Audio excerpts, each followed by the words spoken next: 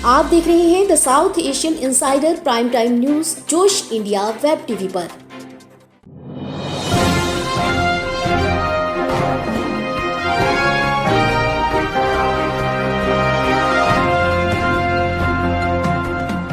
नमस्कार, आप देख रहे हैं जोश India web TV. The south Asian insider के प्राइम टाइम न्यूज बुलेटिन में देश दुनिया की तमाम बड़ी खबरों के साथ हर रोज की तरह मैं हूं गीता सक्सेना। आइए जान लेते हैं क्या है आज की हेडलाइंस। अरुणाचल प्रदेश और मणिपुर में महसूस किए गए भूकंप के तेज झटके, नहीं हुआ किसी भी तरह का नुकसान।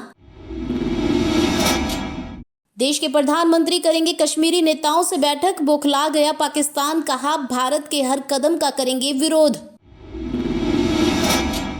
दुबई द्वारा यात्रा प्रतिबंध में दी गई ढील, भारत समेत दूसरे देशों के लोग भी अब कर सकेंगे यात्रा।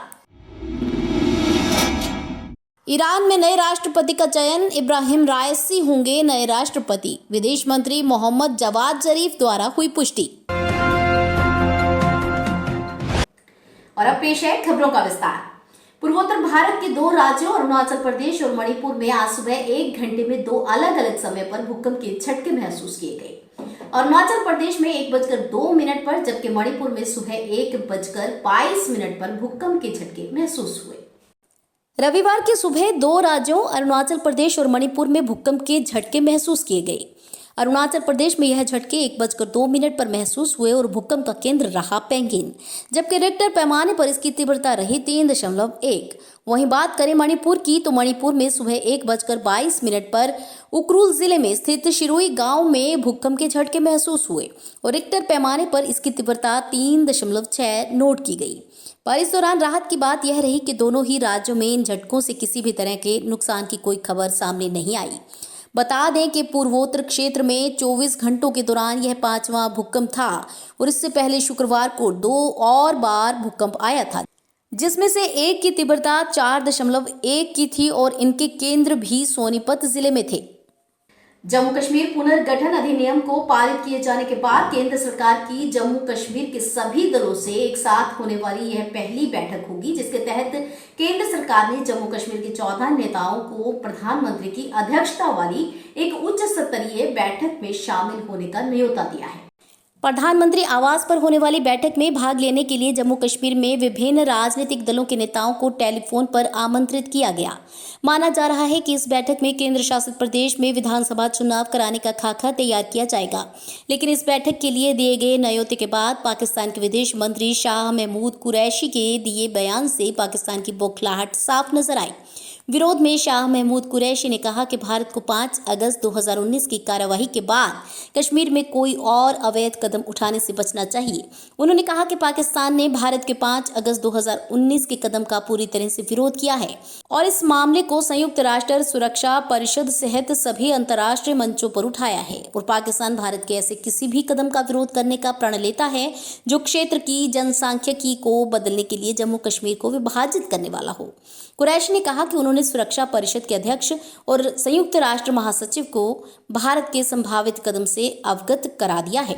देखा जाए तो पाकिस्तान का यह बयान उस वक्त आया जब केंद्र सरकार ने जम्मू कश्मीर के 14 नेताओं को प्रधानमंत्री की अध्यक्षता वाली एक उच्च स्तरीय बैठक में शामिल होने का न्योता दिया है। अगर आप दुबई के सफर की तैयारी कर रहे हैं तो ये आपके लिए बेहद अच्छी खबर हो सकती है, क्योंकि दुबई ने भारत समेत कई अन्य देशों से आने वाले अपने निवासियों के लिए यात्रा प्रतिबंधों में ढील दी है। लेकिन ऐसे लोगों के लिए यूएई द्वारा स्वीकृत कोविड-19 टीके की दोनों खुराक लेना अनिवार्य भी किया गया है।